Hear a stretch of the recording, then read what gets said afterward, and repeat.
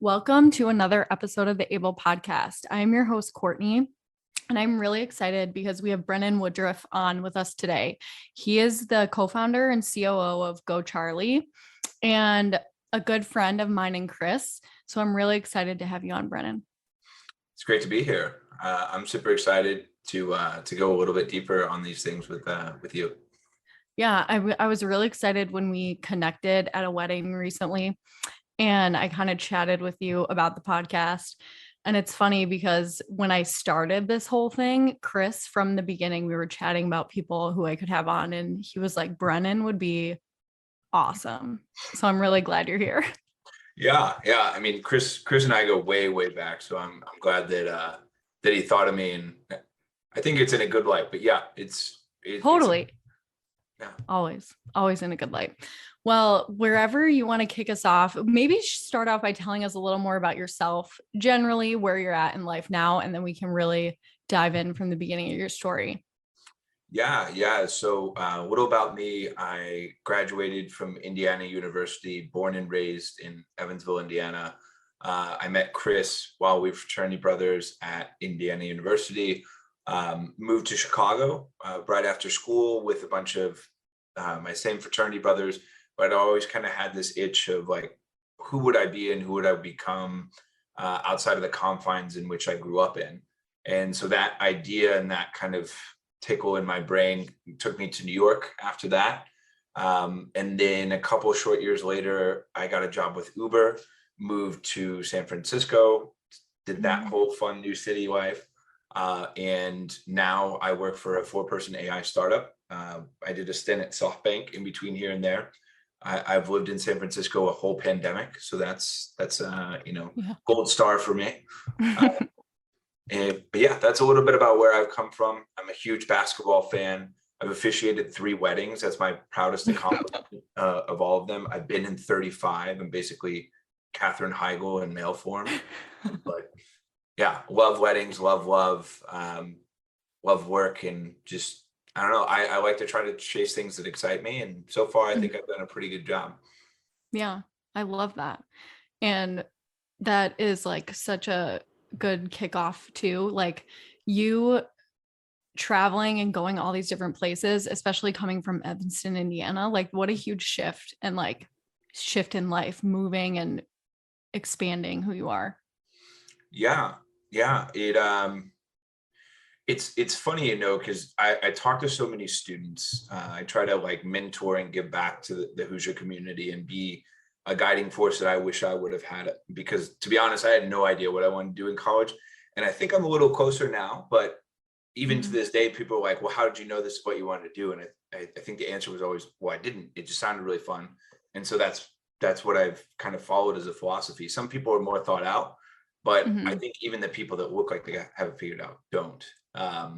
Totally. So it's been fascinating from that regard. But what's intriguing to me is I think like everybody else, I kind of started doing some of this deeper internal work over COVID, and whether that's a byproduct of there wasn't anything to do to distract myself, or it was just kind of forced upon all of us to slow down and think.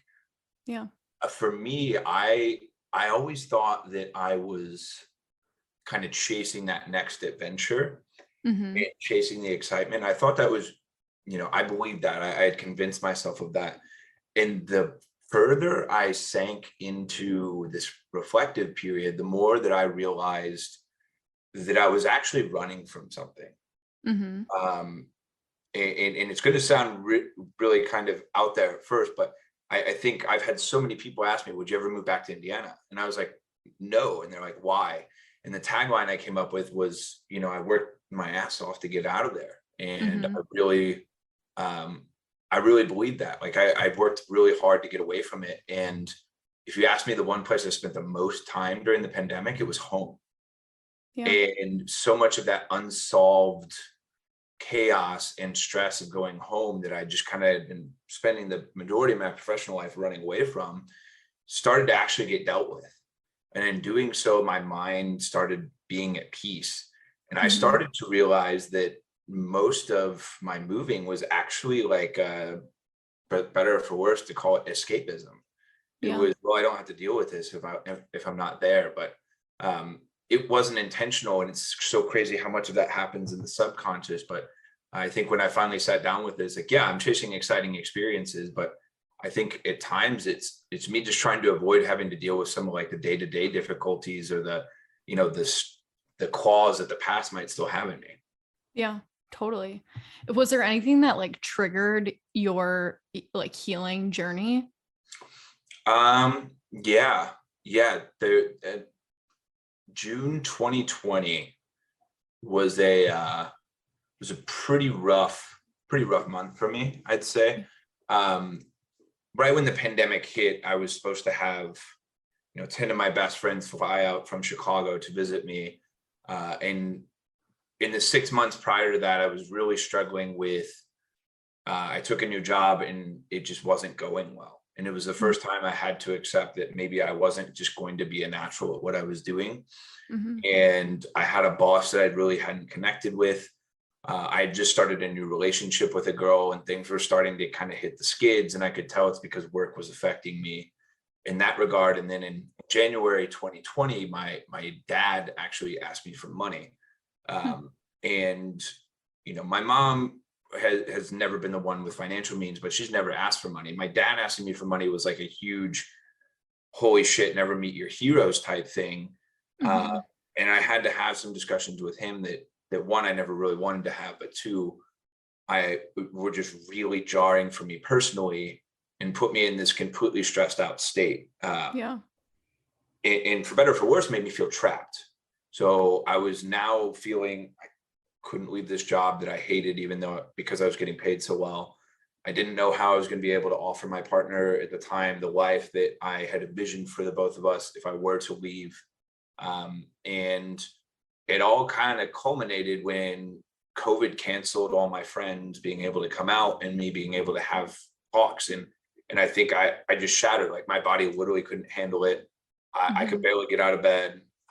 It made me a miserable person to be around. And at pseudo moved in with this person to kick off the pandemic, thinking it was going to be 20, like maybe a month Yeah. long, not 2.5 years. Mm-hmm. And so 2020 comes around, or June 2020 comes around, and I end up moving out of the place I'm living with this person. We end up breaking up.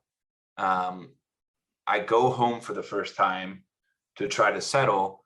And that same week, my boss at my job gets fired. I get no forewarning. So I know my work is going to go through the roof Mm-hmm. right as I've been broken up with, Jeez. which is already difficult to deal with.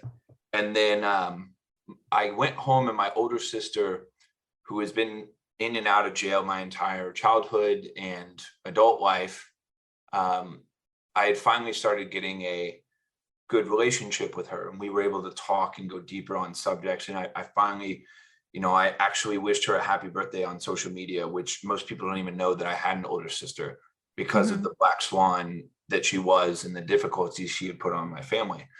And so I went home looking for like a little bit of a reprieve from all this just change and chaos going on in my life.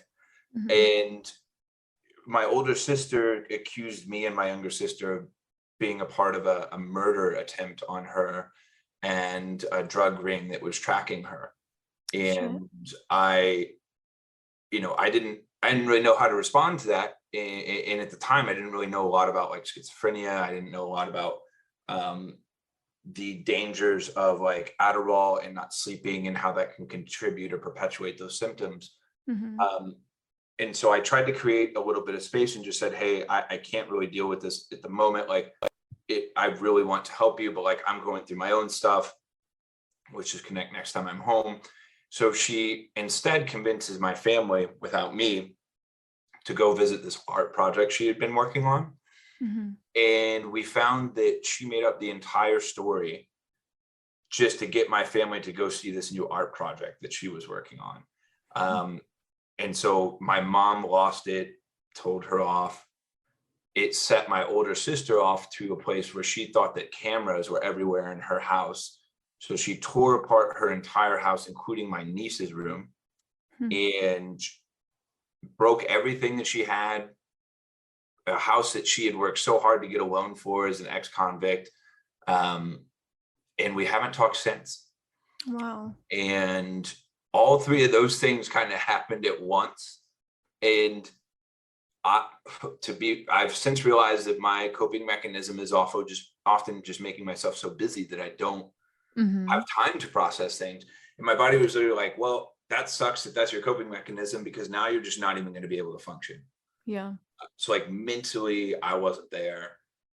Physically, I was getting cramps in my body. I was trying to work out all the time to lose a bunch of weight in my response to a breakup. And it just got to this place where no matter what I would put my body physically through, nothing was getting better. It was only getting worse, because my body was just exhausted, and then my mind was, for better or for worse, operating maybe 25% of its capacity, because so much had happened. And that really it's like shutting down or something. Yeah. Like, athletes go through cramps with their like physical muscles. Like, I was getting cramps based off of mental harm. And that was how rough it was. And, throw a pandemic over top of all of that. Like, I think it was rough. And it was one of those things where it's like, look, at the end of the day, no one's died. But to me, it was like my older sister, it ceased to be a human.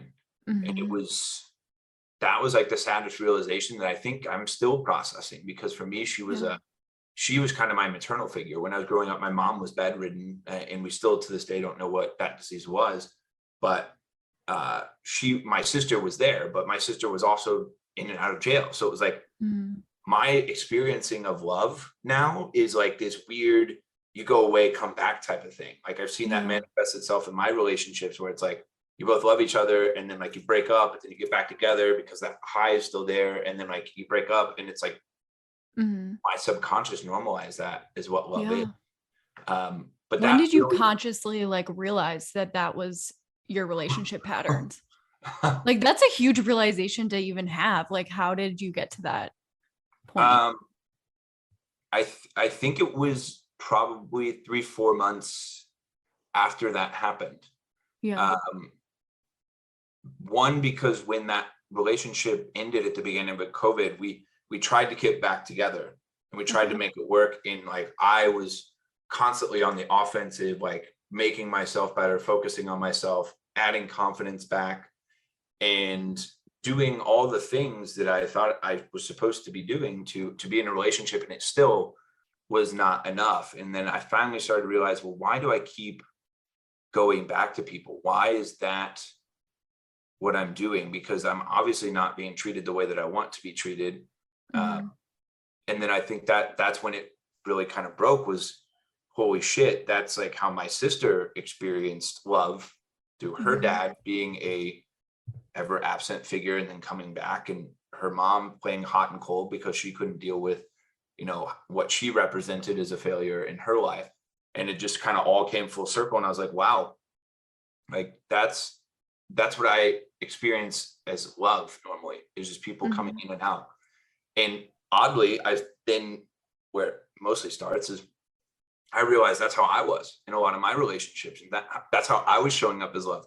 And so like, the only time I would show up and be supportive is when things hit a chaotic point, rather than, it's okay to just be there and like not have chaos, and just experience love as just being present. So I hate that it took all that, but that was one of the things that I realized, like, wait, this isn't normal. And so for me, that's been really difficult with new relationships, is that I'm like, oh, it's okay that there's nothing wrong. Like, and you're like actively working on that. It's like my brain almost wants there to be something wrong, because then it feels like it would be valuable in helping solve a problem, rather than it just being like, hey, it's peaceful time. That's totally okay. Yeah. That's wild. Like, your nervous system was used to that. I went through a period of the pandemic where I had a serious concern that my body was addicted to stress, which that's like a whole nother set of issues on the healing journey that I'm still very much working on. is like I did one of those food sensitivity tests, Oh, and really? every favorite food of mine was actually a food I was sensitive to and would Wow. trigger an inflammation reaction.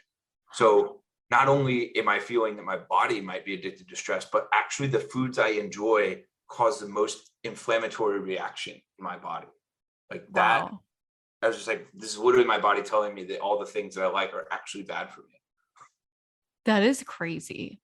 Yeah, it's pretty wild how that type of stuff lines up. Yeah.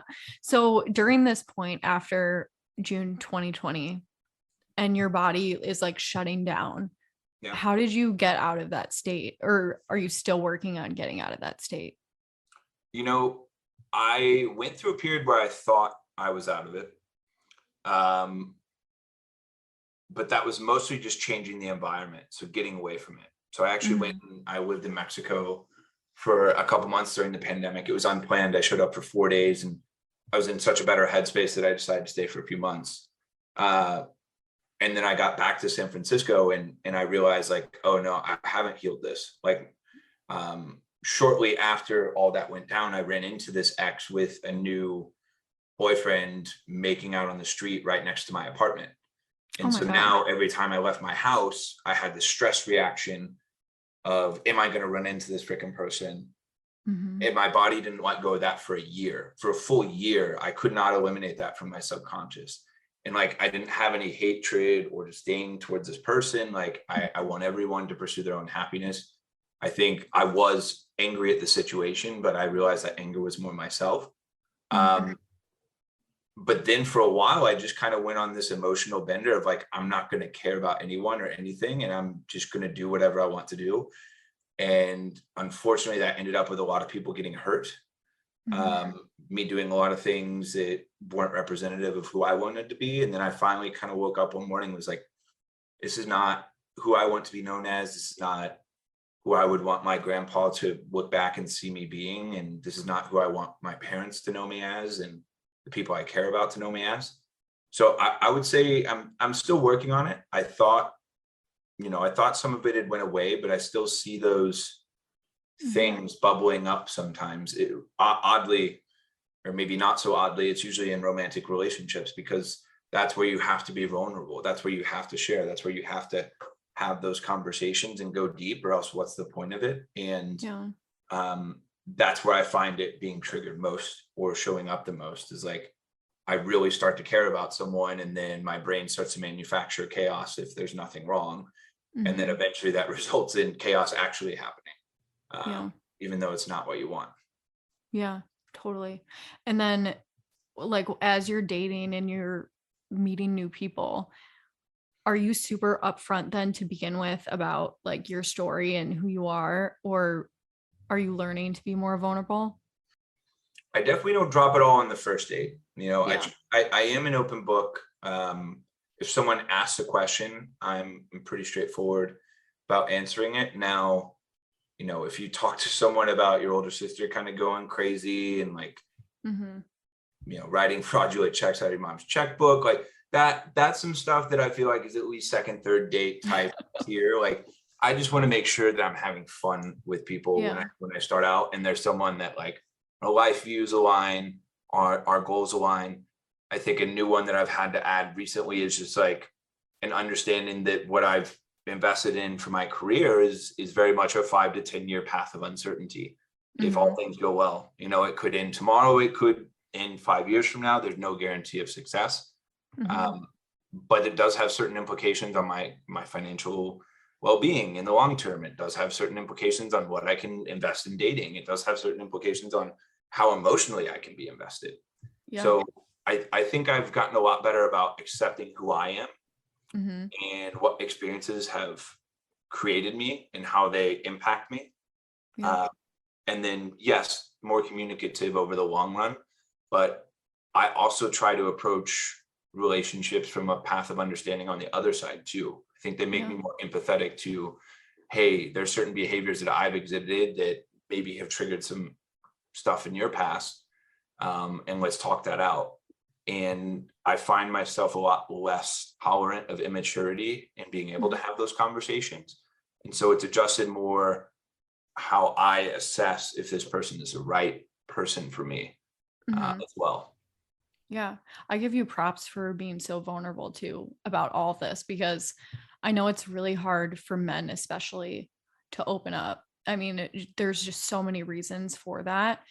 And I think it's amazing that you're like open to talk about all of this stuff to even begin with. Yeah, I mean, to be quite frank, and this is a theory I have, and maybe it's shared by a lot of others, but I think that if men were one allowed to respected to be a little bit more vulnerable in Mhm. hopefully a non-manipulative way, I think a lot of the bigger problems we face as a society wouldn't be there. I don't think that we would have as much issue with treating everybody with equality if we didn't have people that were scared of losing whatever they built. It's like Mhm. there's so many things that are just caused by people suppressing emotions and trauma Mhm. they haven't dealt with. Um, I'll feel weird saying this, but there's also like so many great things that have happened because people have experienced trauma and Mhm. that's fueled them. Um, Mhm. for me personally, I honestly held this belief that you had to really go through some shit to do anything of exceptional value. And that kind of impacted some session I did in New York. And I was like, dude, you've already gone through hell and back. What are you scared of? Like Yeah. you'll figure it out, but like you don't have to go through anything more. Like, don't make this harder than you need to. But sometimes Mhm. stuff like that's just tucked away in your subconscious. Yeah. It's triggering. And like, as you experienced certain things in life, those memories and those events pop back up so you can try and heal them. I totally believe that. Yeah. Or it's like, hey, you remember that lesson that you thought you learned? Well, here's a reminder of it. Let's see if that How actually. you handle it. Totally. I Yeah. totally believe that. Especially lately. I feel like I've been really triggered lately by a lot of different things. I don't know what's going on in the astrology world, but I feel like very triggered lately. I think Mercury is actually in retrograde as of September 9th. Yeah. Oh, yeah. For Yep. sure. So That's got to be a part of it. yeah, definitely a part of it. Yeah. And I totally agree with you that a lot of the world's problems would be solved, because I just 100% agree with that. Yeah. In the business world, it's very interesting because I've met people that are like, well, you can't have an exceptional company if you don't have at least like one asshole. Because then at least Mhm. you're uniting people through hatred for that one person. I'm like, yeah, but I don't want to hate the person I'm working for. I'd rather No. love this person and like want to run through walls and just be like, I fear this person, therefore Mhm. I'm going to work until 4 a.m. in the morning instead of being around people I love. Yeah. So could you share, if you're open to it, a little more about other experiences that you think formed who you are today that we haven't talked about? Yeah. There's all sorts of things. I'll just start off with like the two things that popped into my head, and we'll see where those rabbit holes go. Mhm. I think one was for me, weight has always been a big issue. Um, I did this course called Landmark Forum back in February 2020, and it causes you to think about all these stories that come to light. And the whole premise of the program is that you have all these stories running concurrently in your head telling you who you are in story form. Mhm. And for me, I distinctly remember there was some dumb like MySpace survey game where people would be asked random questions about multiple people on MySpace and they would answer. And then the person that Mhm. they answered these questions about would get answers. Oh And my one of God. them was, should Brennan Woodruff wear tight clothing? And at that time, like I was kind of fat. Like my parents had just gotten divorced. I found out my dad cheated on my mom. He remarried with the person he cheated on her with. My Oh, grandma geez. died, and then my grandpa died right after that. And so like all these things were happening, and like that time I didn't know anything about trauma or like mental health. My mom was Mhm. obviously a basket case, so like she could barely help herself, much less help me. Mhm. And I dealt with that by burying myself in a video game and eating. Mhm. And so my life became this reflection of everyone kind of telling me that I wasn't good enough because I was fat. Like Mhm. I would show interest in a girl and I'd be overly romantic and emotionally expressive. And that was met with like, you're fat. Hmm. I would fall asleep in class because I would eat too much at lunch, and teachers would throw markers at me and they'd put me in the front row because I would just fall asleep. And so I wasn't seeing any traction in real life. And so I would just play video games all the time. Yeah. But because I was doing that and not being athletic and no longer involved in sports, I was just fat. So it's funny that that one little MySpace answer, one thing, Hmm. led me throughout many periods of my life thinking that my weight was the reason that people didn't want to be around me, and that if I was not fit, that I would always be alone. And so it's funny how that's manifested itself in every single breakup that I've had. I have gone through this period of rapid weight loss, rapid personal development, rapid personal improvement. It's almost like the singer that like goes through a breakup just so they can write a next hit wonder song. Like that's Hmm. what was happening to me, because I was like, oh, well, I was too fat. That's why they broke up with me. And then I would just try to cut as much weight as I could, to kind of prove them wrong, but also so that I would never have to be alone. Hmm. So weight's been a big issue for me in that regard, purely based off of that MySpace thing. That's wild. Yeah, it's like something so little can have this profound impact depending on when it hits you in life. Yeah. Well, you had so much other things happening in your life that just was kind of like nail in the coffin, like to not help. Yeah. Yeah. It was, I mean, everybody goes through loss and pain. I seem to have these cycles of where everything bad kind of happens at once. Hmm. But, that's life. Sometimes you can't control the timing. Hmm. Um, the other one is something that I think follows on to that, but is a little bit more present for me now, which is alcohol consumption. And Hmm. so I know, having had a sister go through substance abuse problems to the very far extreme, was something that I was not. I never really wanted to put my parents through, but the way that I broke out of my video game addiction in high school was a random friend of mine that I'm now estranged with, for various reasons, but they introduced me to alcohol. Hmm. And so my MO became shaped around alcohol, Hmm. and throwing parties. And I would say to this day still, like I throw parties and like that's my big thing and I'm good at it. But for me, a lot of my personality surrounded around that. And it all kind of trickled back into the same reason that I thought about weight, which is like, if I'm not partying and drinking, then I will always be alone. And so that became my social crutch. That became my thing that people knew me for. I mean, if you talk to Chris, I was well revered in the house. People knew that I was intelligent and could Hmm. get shit done, but I was also the party guy. Hmm. And so there was also that side of me where it was like my brain was so super active when I was sober that I would just want to get out of that head whenever I wasn't. And Yeah. it created this really variable version of myself that I still struggle with to this day, which is just, you go through these periods of high highs and really high highs and then low lows. And when you get to those periods, all you want to do is just be around people. But the only way Hmm. I knew how to be around people was to drink Yeah. and to have substances. And I would say, oh, there's probably a massive amount of this population after the last 2 years where they've just been sitting at home, they're socially awkward. And so they go out for the first 2, 3 times to socialize and they're bombed because they Oh, don't know how totally. to be around other people. And Hmm. like me, like I've gone through 50 pound fluctuation in weight up and down during this pandemic. So that's already messing with your hormones, much less Hmm. just going out and getting blasted. Yeah. Um, so I would say like those two things have probably impacted my journey the most in terms of little things that you don't think would be big that Yeah. have become super pervasive in who I am today. Yeah, totally. And then do you find that there are certain things that you do during your healing journey that like help you balance those things out and help your mindset, like any kind of self-care practices? Yeah. So subconsciously, I think that I have associated routine with boring. Mm. Like there's been situations in my life where I've been called fat, but I think the more cutting insult has been boring. Hmm. And so for a long time, I just refused to accept routine.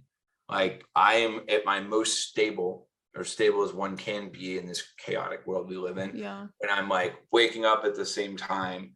I'm meditating in the morning. I'm going for a run, or I'm doing a workout that gets me outside of the house.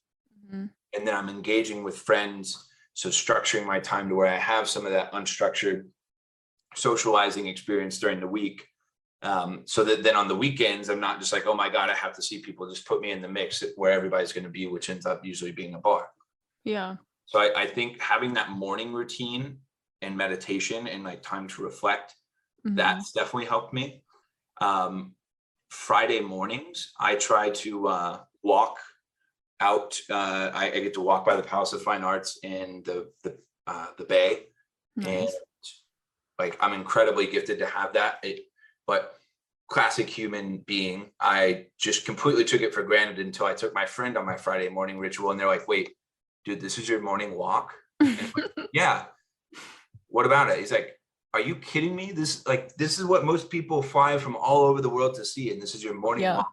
How That's crazy amazing. is that?" And it stunned me for a second because I was like, what an unappreciative little shit I've become. But like that Friday morning ritual of just like not having music in and not having your phone Mhm. and just walking for 40 minutes without having to be in a rush anywhere. Like Yeah. that's done more for my mental state than pretty much any other practice I've had on this healing journey. And then Yeah. I think the last piece of it is just making sure I have people I can go deep with.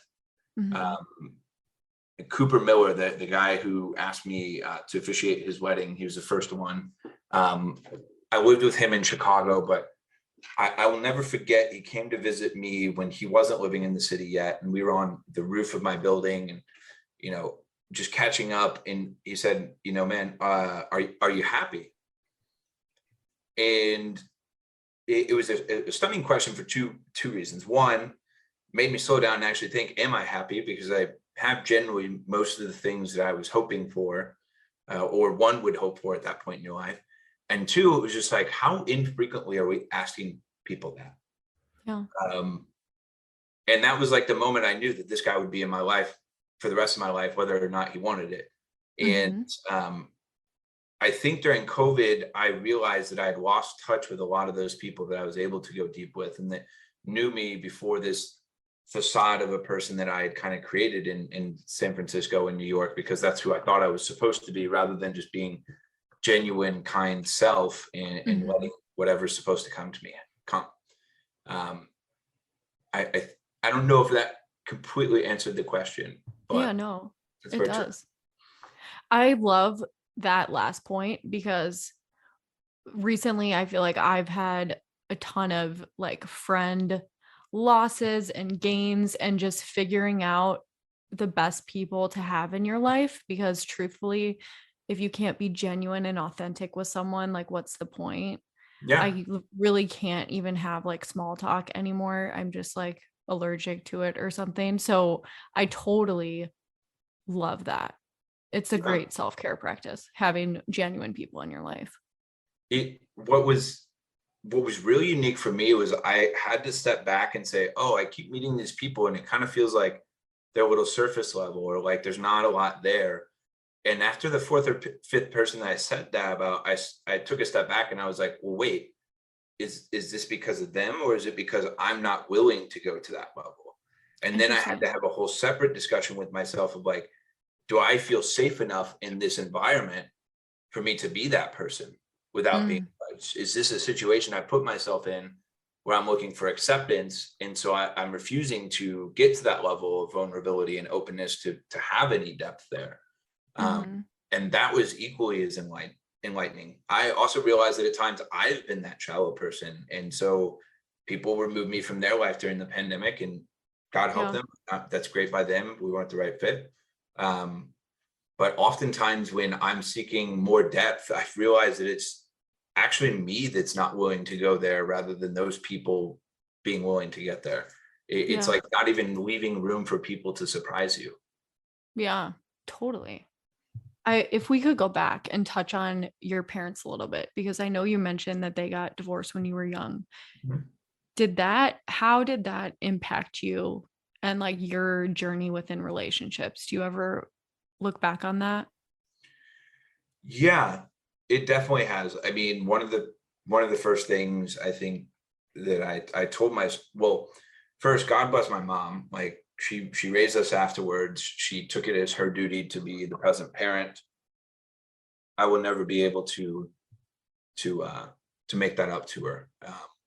And I've shown some impatience with her, but man, the load that she has shouldered has just been incredible. I don't think I could have lived through what she's lived through. Mm-hmm. Um, as it pertains to my parents' relationship and me, um, I do often fear that I will become my father. Um, Not saying that he's a bad man, because I've realized some of the stuff that he's done for my mom that he would never tell me about, Mm-hmm. and some of the things that he's done for his kids that he would never tell us about. And more importantly, how difficult it had to have been to ask a kid for money. Like Mm-hmm. that's God, how difficult would that be? But as Yeah. it pertains to romantic relationships, I think I made a vow to myself that I would never cheat on someone. Mm-hmm. Um, and so that I've been very rigid, but what I think that has also forced upon me that I've tried to peel back a little bit is like an attachment to outcome. Mm-hmm. Like I feel that I've created this mystical idea of like I have to be with someone that's so amazing that I could never once think of cheating on them. And it also created this sense of permanence around relationships where it's like I'm not going to get involved with someone unless I'm certain that that's the person I'm going to be with the rest of my life. Oh, And the truth interesting. of the matter is, you don't know that. Like Yeah, you can have an idea early on, but like people evolve, things happen, life comes at you. And totally. most of relationships is actually like being able to handle all that's coming to you, and accepting how you're going to be and helping each other through that. Mm-hmm. And that's not something you figure out on dates 1 through 5. I'm sorry. It's Mm-hmm. just, Yeah. it's not. And I think I've gotten better at that, but there's definitely been times where I've noticed myself just falling in love with the concept of someone. It's like I Mm-hmm. forced myself to fall in love with this perfect vision of where we could go and what we could be. And then when it doesn't get there, it's so freaking jarring that I'm like, where the hell was I at this whole Yeah. time?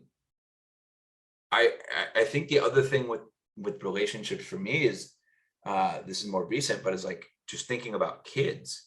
Like Mm-hmm. I always thought I wanted to have kids until I started dating someone that wasn't certain that they wanted to.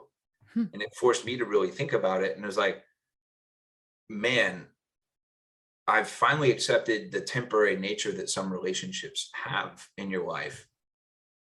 In accepting that and becoming okay with it, it's almost like, well, crap, what am I gonna do? I want to have kids? Mm-hmm. Like I've seen the effect that getting married and like breaking off, especially in a very vulnerable part of a child's development, can be. Yeah. Yeah.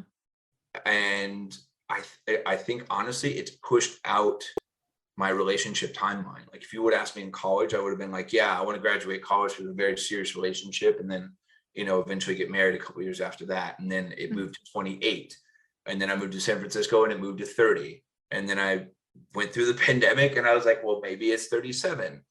Mm-hmm. And I try not to put any sort of timeline on it anymore like I did in my 20s, because I just made it really mentally difficult on myself. Yeah. It was a source of a lot of self-hatred. Mm-hmm. But I think what it has instilled in me is I want to be in a secure enough place on my own before I have kids. Yeah. And I don't think that's an entirely fair place to be, but I think I just would never want, I don't think you ever want your kids to have to live through something that was incredibly painful and traumatic for yourself. Mm-hmm. And my dad going through what he went through with his business, and then my mom not being financially secure, like it created stresses I didn't even know were within me until I could identify them. And so I think Mm-hmm. that for me has pushed out my desires to be in a romantic relationship that could result in kids a lot Yeah. further. Yeah. I mean, just even going back on the fact of like all the pressures that like men have on them, and the aspect of vulnerability, like the financial part of being a man. I mean, everyone talks about the societal norms of like a mother and a woman being like there in the house, but no one really talks about like, well, the men, they are in charge of bringing in the income. And that's never really talked about. It's always talked about the mom, which it is important, obviously, but we should be talking about that too, because that's so much stress to put on men. And that's subconsciously in your mind all the time, I'm sure. Yeah. Well, I'm not going to say that there's anyone to blame. I think this is just a natural way that society has developed, but there's definitely been girls I've dated where their parents have said, well, you should just marry rich.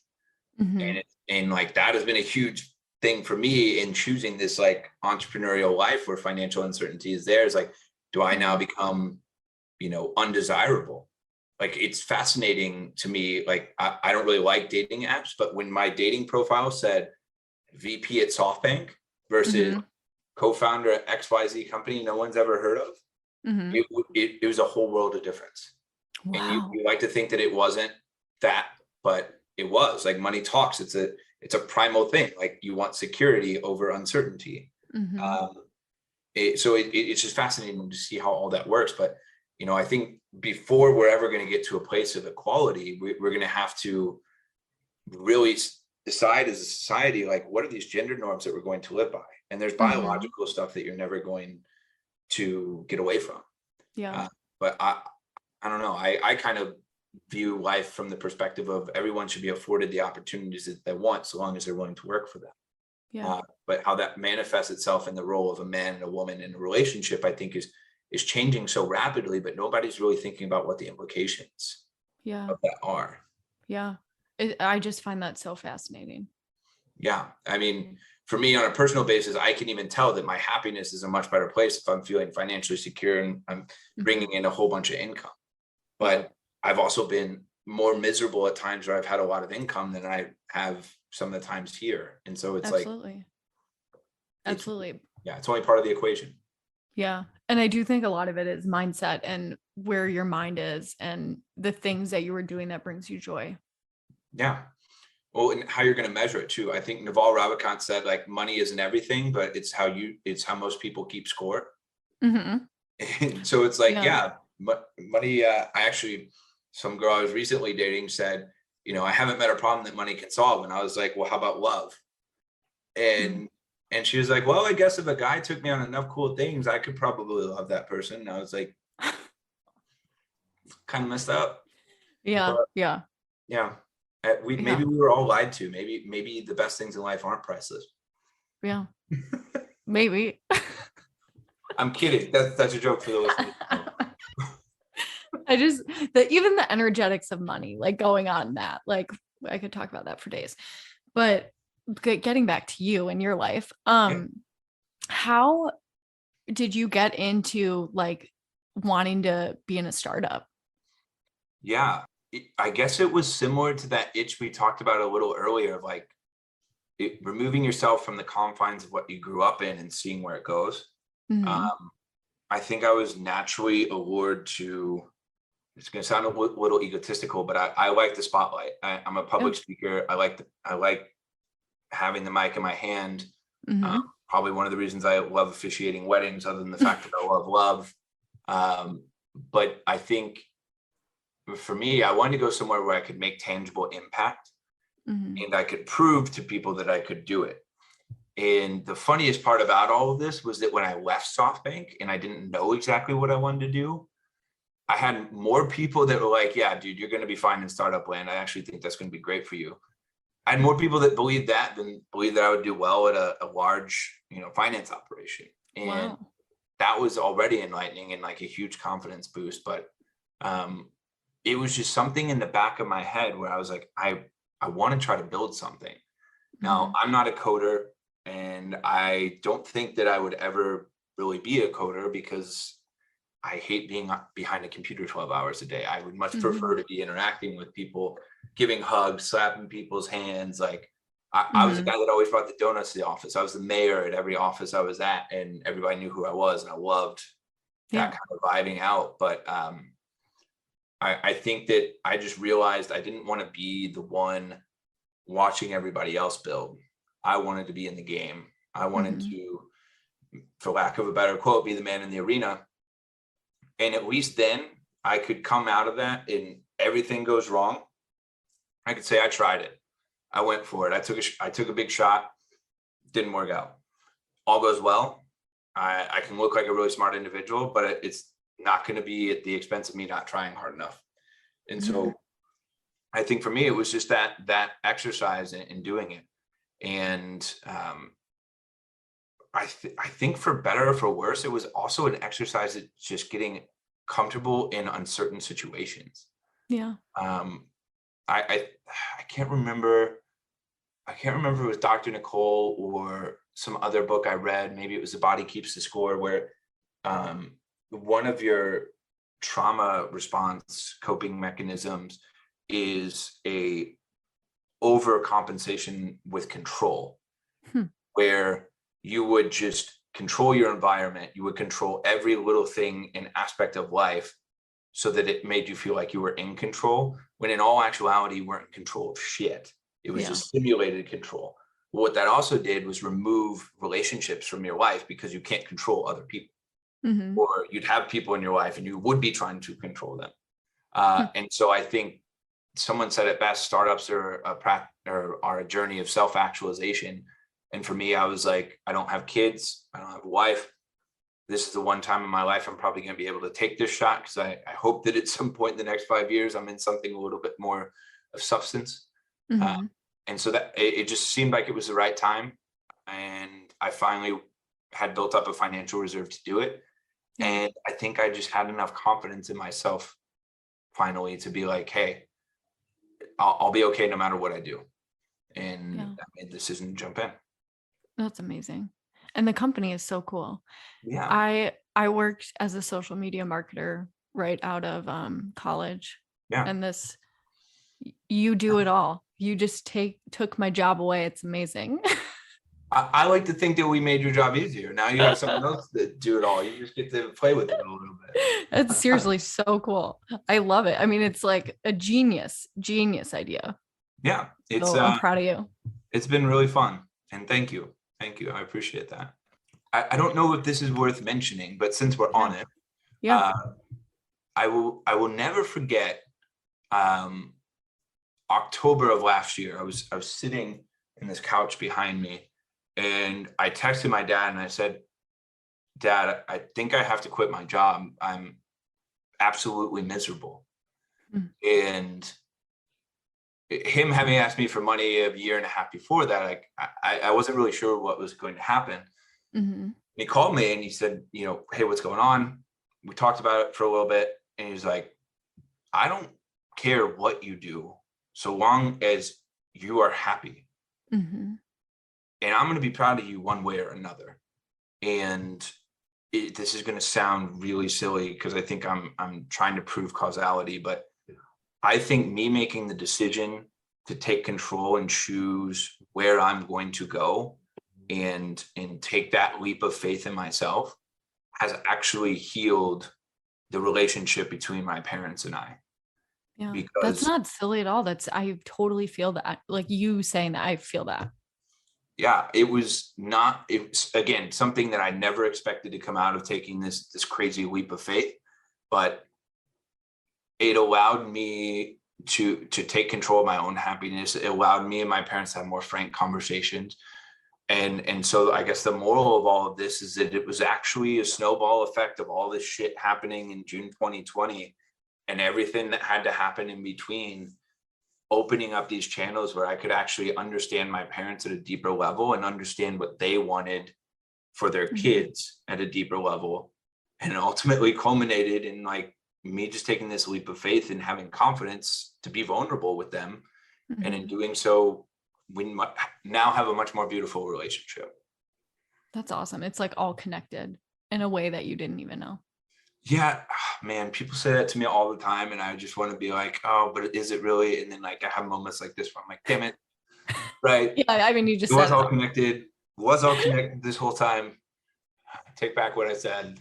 I mean, that's really cool that you're able to like look back on all that like shit that you went through and know that there is like good things that came out of it. Yeah, I mean, I have that landmark course to thank for it, because they were like, what's all this shit that happened in your life that you're like holding against your value as a person. And like you start delving into that and you start to realize, well, would I have kicked as much ass in the workplace if I didn't think I had something to prove? And the answer was no, I wouldn't have. I probably would have been way softer and would not have reached the heights or taken the risk to get myself there. Yeah. And so it's like you also, at the same time that you can be upset at someone, you can also be very grateful for the experience and the learning they've gifted you through that. And that was probably the harder lesson to learn, is gratitude for both the really exceptional thing, but also the shit. Because man, like that puts you through more and causes you more growth than anything. Totally. But when you're in it, you're like, what the fuck is going on? Yeah. It usually takes a little time to see the duality of those things. I mean, that's amazing. I'm like so proud of you. And even your Chris used to talk about your newsletters all the time that you used to send out. Yeah. And I loved those. I'm so glad that more people read them than just me. I really enjoyed writing them. And it was actually funny. I talked to my therapist during the pandemic, and like the thing that I was most excited to do was write these newsletters.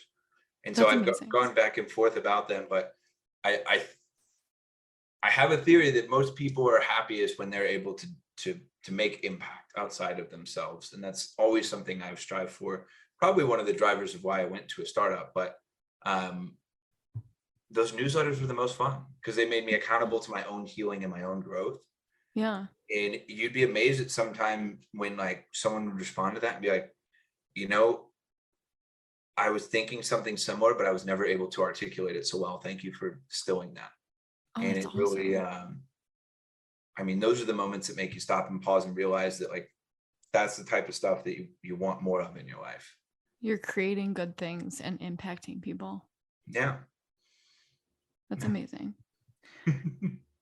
Well, where do you see yourself going in like the next 5 years? It's a tough question. In startup land, it's usually as long as you as long as you have cash runway for. It's hard to plan beyond that. It's funny. I tell students to think the same way. I tell students to think about like, do they want to worry about income? Do they want to be married at certain ages? Do they want to have certain experiences? And I think for me, I've had a distinct privilege to travel a lot more than pretty much anyone I went to school with in high school. I've had a distinct privilege of like taking my mom to the Grand Canyon, which was on my bucket list. I don't know the exact answer of where do I want to be in 5 years. I went to a startup to have the opportunity to possibly in 5 years never have to work on a project I didn't want to have to work on again. Whether that be just choosing projects with more meaning or just be in a place of financial flexibility where that's enabled. But I do know that in 5 years, I want to have, taken my dad to the Masters. I'd like to have seen IU win a national championship, but that could be pie in the sky. I'd like to have visited all the continents except for Antarctica. If Antarctica happens to be on there, great. That was the goal I set for 28, and I definitely missed it, but I had a lot of fun missing that, so I'm okay with it. And I think I'd really like to emphasize quality over quantity. I think I've lived life at such a fast pace that it's been really hard for me to sit still. Yeah. And now that I've realized that's a bit of a coping mechanism, it's I would really like for me 5 years from now to be able to say I've found more peace and enjoyment in the stillness of life rather than the chaos of constantly being on the go. Yeah. Yeah. Well, that's awesome. I'm so happy that you came on and talked to us about all of this because I'm sure a lot of people can relate and get something out of this conversation. I would love to know, Brennan, where can people find you if they want to look into Go Charlie or see what you're up to?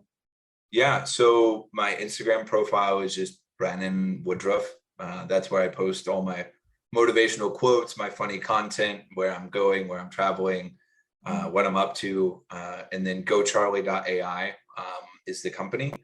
I usually post about it on there. You can always find me on LinkedIn.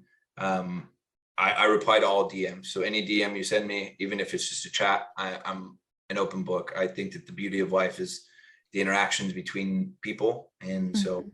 never hesitate to shoot me a note. It might not see it at first glance, but it will happen. That's awesome. Yeah. Well, thanks so much for coming on, Brennan. Yeah, of course. And I'm really proud of you for the journey you've been on, and for giving other people an outlet to share their own journey. That's Thank really you. incredible. Thank you so much. Of course.